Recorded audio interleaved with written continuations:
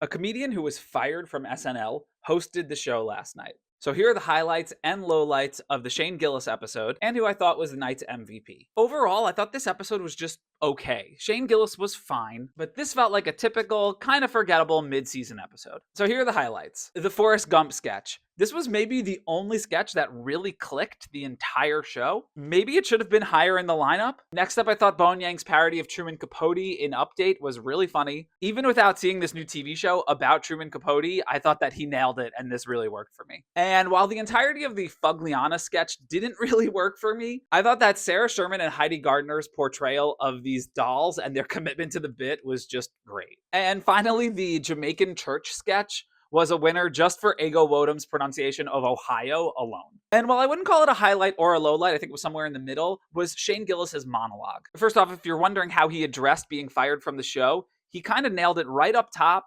Made a joke that you shouldn't Google what got him fired, and then he moved right past it. Like, that was it. It was a very brief, let's talk about it, let's mention it, and then let's move on. And then from there, I don't think the monologue went super well in the room. It seems like the audience wasn't exactly warmed up to him, but he still remained very present. And I thought confiding in the audience about how the monologue was going as it was happening was a pretty smart move. Okay, on to the lowlights of the evening. Marcelo Hernandez as the frozen embryo on Update. I think some of the jokes just didn't land because of his delivery, and it seems like he couldn't commit to one attitude for the character. The Trump sneakers sketch, I didn't really find this to be a particularly clever or unique take on Donald Trump in 2024. And The Floor. This sketch had funny moments, but its mix of comedic games I thought was a little confusing. You had Bowen and Ego doing one thing in this sketch, giving obviously incorrect answers. But then Shane Gillis had a completely different bit in which he was avoiding naming black public figures. And I think either of those are good premises for a sketch, but maybe they should have just picked one and ran with it. That said, I think Ego Wodum was the MVP of this episode because she was pretty funny in that game show sketch, and also her contributions to Jamaican church